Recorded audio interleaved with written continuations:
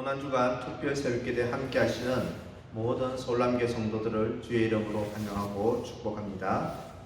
주님이 가르쳐준 기도로 고난주간 특별 새벽기도의 둘째 날을 시작합니다. 하늘에 계신 우리 아버지여, 이름이 거룩히 여김을 받으시오며 나라가 임하시오며 뜻이 하늘에서 이루어진 것 같이 땅에서도 이루어지이다. 오늘 우리에게 일용할 양식을 주시옵고 우리가 우리에게 죄 전자를 사하여 준 것 같이 우리 죄를 사하여 주시옵고 우리를 시험에 들게 하지 마시옵고 다만 악에서 구하시옵소서. 나라와 권세와 영광이 아버지께 영원히 있사옵나이다. 아멘. 함께 찬양 주제가 주보혈 날 정결케 하고 찬양하겠습니다. 김현민 자매의 연주와 찬양을 들으면서 함께 찬양을 부르겠습니다.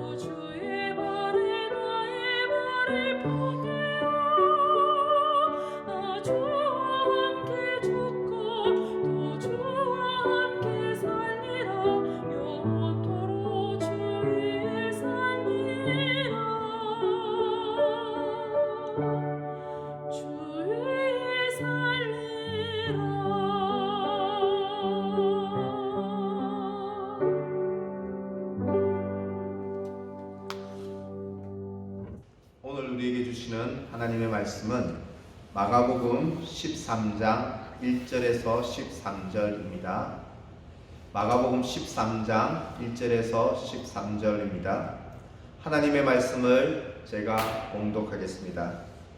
예수께서 성전에 나가실 때 제자 중 하나가 이르되 선생님이여 보소서 이 돌들이 어떠하며 이 건물들이 어떠하니까 예수께서 이르시되 내가 이 큰 건물들을 보느냐 돌 하나도 돌 위에 남지 않고 다 무너뜨려지리라 하시니라. 예수께서 감람산에서 성전을 마주 대하여 앉으셨을 때에 베드로와 야고보와 요한과 안드레가 조용히 묻되 우리에게 이르소서 어느 때에 이런 일이 있겠사오며 이 모든 일이 이루어지게 할 때에 무슨 징조가 있사오리이까. 예수께서 이르시되 너희가 사람의 미혹을 받지 않도록 주의하라.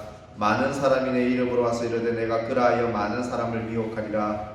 난리와 난리의 소문을 들을 때 두려워하지 말라. 이런 일이 있어야 하되 아직 끝은 아니니라. 민족이 민족을 나라가 나라를 대적하여 일어나겠고 곳곳에 지진이 있으며 기근이 있으리니 이는 재난의 시작이니라.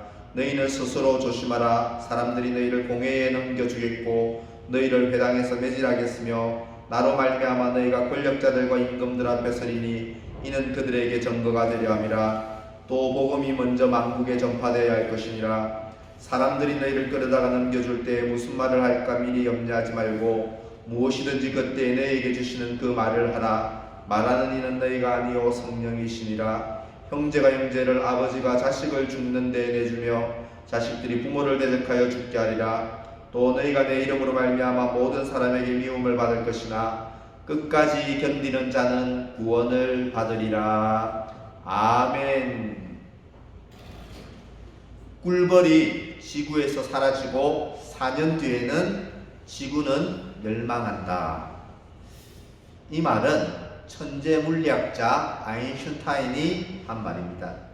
아인슈타인은 꿀벌의 실종을 말세의 징조로 보았던 것입니다. 그렇다면 성경에서는 종말이 일어날 때 이 땅에 나타날 징조들에 대해서 어떻게 말하고 있을까요? 고난주간 특별 새벽기도를 통해 예수님의 마지막 일주일 행적을 묵상하고 있습니다. 고난주간 오늘 화요일은 그 화요일에는 주님이 무슨 일을 하셨을까요? 종교 지도자들은 예수님을 올무에 빠뜨리려고 권세, 세금, 부활 등에 관해 예수님께 질문했습니다. 예수님은 그들의 질문에 변론하시고 감람산에서 종말에 관해, 말세에 관해 설교하셨습니다. 주님의 이 버킷리스트 두 번째는 종말에 관한 변론의 날입니다. 제자들은 예루살렘 성전의 웅장한 모습에 감탄하며 주님, 이 성전의 크기와 아름다움을 좀 보십시오. 대단하지요? 말했습니다. 그때 예수님은 오늘 본문 2절에서 돌 위에 돌 하나도 남지 않고 다 무너지리라 하시며 이 예루살렘 성전이 언젠가 철저히 파괴될 것이라고 말씀하셨습니다. 이 말씀 후에 예수님은 제자들과 함께 성전이 마주 보이는 감람산에 자리를 잡고 앉으셨습니다. 몇몇 제자가 예수님께 이렇게 물어옵니다. 4절을 보십시오. 우리에게 이르소서 어느 때에 이런 일이 있겠사오며 이 모든 일이 이루어지려 할 때에 무슨 징조가 있사오리까? 이 같은 사건을 다루는 마태복음 24장 3절에 보면 또 주의 임하심과 세상 끝에는 무슨 징조가 있사오리까? 라고 말했습니다. 제자들은 성전이 완전히 파괴된다는 것은 곧 이 세상에 주님이 오시는 종말이 시작되는 것으로 제자들은 이해했다는 것입니다. 그래서 제자들은 성전이 파괴될 때, 곧 세상의 종말이 시작될 때 이 세상에는 어떠한 징조가 일어나는지 나타나는지 예수님께 물었던 것입니다. 마치 아인슈타인이 꿀벌이 사라지는 것을 종말의 전조, 징조로 보았듯이 제자들은 종말이 되면 세상에 어떤 징조가 나타나겠는지를 예수님께 묻고 있는 것입니다. 주님은 그 제자들의 물음에 대해 종말의 징조에 대해 대략 4가지로 말씀하셨습니다. 첫째, 종말의 징조에는 내가 메시아다, 내가 구원자다 주장하는 이단들이 득세하여 성도들을 미혹하게 할 것입니다. 본문 5절, 6절이 그 내용을 다루고 있습니다. 마치 오늘날 신천지 이만희가 내가 보혜사다 라고 말하는 것처럼 종말에는 이러한 이단들이 득세하며 교회를 미혹할 것입니다. 두 번째 종말의 징조는 세계 도처에 전쟁, 지진, 기근, 전염병 등 재난이 발생할 것입니다. 8절이 그 내용을 다루고 있습니다.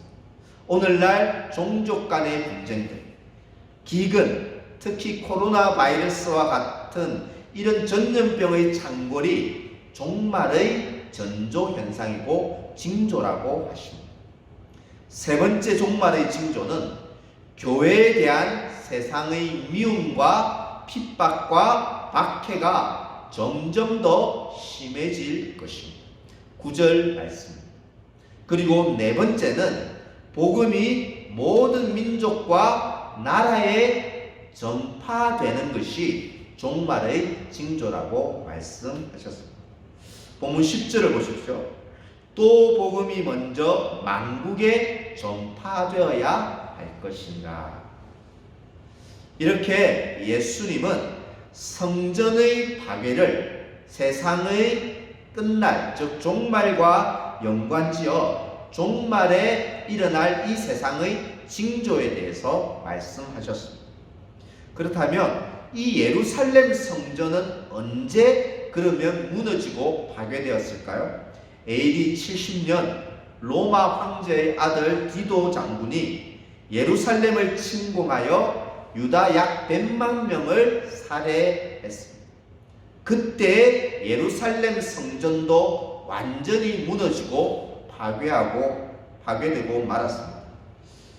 오늘날 우리는 예수님의 성육신, 십자가, 부활, 그리고 성전 파괴 등 일련의 구속 사건을 종말의 시작으로 봅니다. 예수님께서 십자가 부활로 구원을 이루심으로써 세상의 심판이 이루어지는 종말이 그때부터 이미 시작된 것입니다. 그리고 종말의 끝, 곧 종말의 완성은 예수님이 다시 오시는 재림의 날에 종말이 완성될 것입니다. 그러므로 우리는 오늘날 예수님의 오심으로 이미 시작된 종말의 때 안에 살고 있는 것이며 예수님의 재림으로 완성될 종말을 대망하며 기다리며 살아가는 사람들입니다. 이 종말의 때를 살아가는 그리스도인들은 과연 어떤 마음가짐으로 살아가야 하겠습니까? 두 가지만 생각해보고 말씀을 마무리하고자 합니다. 첫 번째는요, 종말을 살아가는 성도의 지혜는 오늘이 내 생의 마지막이라는, 오늘이 내 생의 마지막 날인 것처럼 작은 일에도 충성하며 살아야 할 것입니다. 주님 재림의 날은 아무도 모릅니다. 그렇기에 주님은 깨어있으라 라고 우리에게 말씀하셨습니다. 깨어있다는 것은 어떻게 하는 것일까요? 세상 일을 팽개치고 산으로 들어가서 재림의 날만 헤아리며 기도만 하고 있는 것이 깨어있는 것일까요? 종말에 관한 감람산 설교 중에는 달란트의 비유가 나옵니다. 그 비유의 의미는 주님이 언제 오실지 모르기 때문에 우리의 할 일은 하나님이 현재 내게 맡겨주신 달란트, 즉 재능이든 직업이든 은사든 물질이든 이 모든 달란트를 하나님과 이웃을 위해 충성하고 봉사해야 한다는 것입니다. 그래서 꼭 오늘 여러분들은 오늘이 내 생의 마지막 날인 것처럼 오늘 꼭 착한 일 한 가지씩을 실천해 보시기를 부탁을 드립니다. 성도 여러분, 오늘이 내 생의 마지막 날인 것처럼 주께서 맡겨주신 작은 일에, 작은 사람에게 충성하는 성도들이 되시기를 간절히 소망합니다. 마지막으로 종말의 때를 사는 두 번째 지혜는요, 영혼 구원의 사명을 위해서 내 삶을 드리는 일입니다. 천국 복음이 모든 나라와 민족에게 전파될 때 그때 주님이 재림하실 것입니다. 역으로 주님이 재림을 지연하시는 이유가 무엇일까요? 베드로후서 3장 9절에 보면 주님은 아무도 멸망하지 않고 구원에 이르기를 원하시기 때문에 재림을 지연하고 계신다는 것입니다. 구원받아야 할 사람이 아직 남아 있기 때문에 종말을 지연하고 계시는 것입니다. 오늘날 코로나 사태로 교회가 비난을 받고 복음 전하기가 더욱 어렵다고 합니다. 여러분, 그러나 오히려 이런 코로나 사태로 죽음의 공포가 가득한 이때가 더욱 부활의 주님과 부활의 새 생명을 전파할 기회가 아닐까요?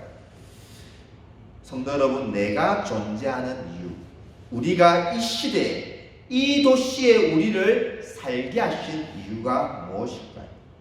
오늘 만나는 한 귀한 영혼에게 예수님에 관해, 복음에 관해, 신앙에 관해 꼭 이야기할 수 있기를 바랍니다. 어떤 형편에 있든지 이 복음의 거룩한 사명을 위해 내 삶을 드리는 것, 이것이 바로 종말의 때를 살아가는 성도의 두 번째 지혜인 것입니다. 사랑하는 성도 여러분, 종말의 때를 살아가며 오늘이 내 생의 마지막 날인 것처럼 충성하고 또한 만나는 사람에게 복음을 힘써 전파하는 일에 내 삶을 드리며 살아가는 성도들 되시기를 우리 주님의 이름으로 간절히 축원합니다. 이제 우리 다 함께 마지막으로 합심해서 한번 그 자리에서 기도하도록 하겠습니다. 오늘 주신 말씀의 교훈을 붙잡고 기도하기로 합니다.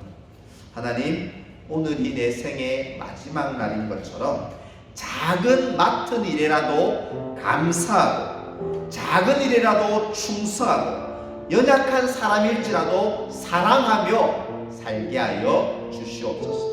구원받아야 할 가족과 이웃을 위하여 기도합니다.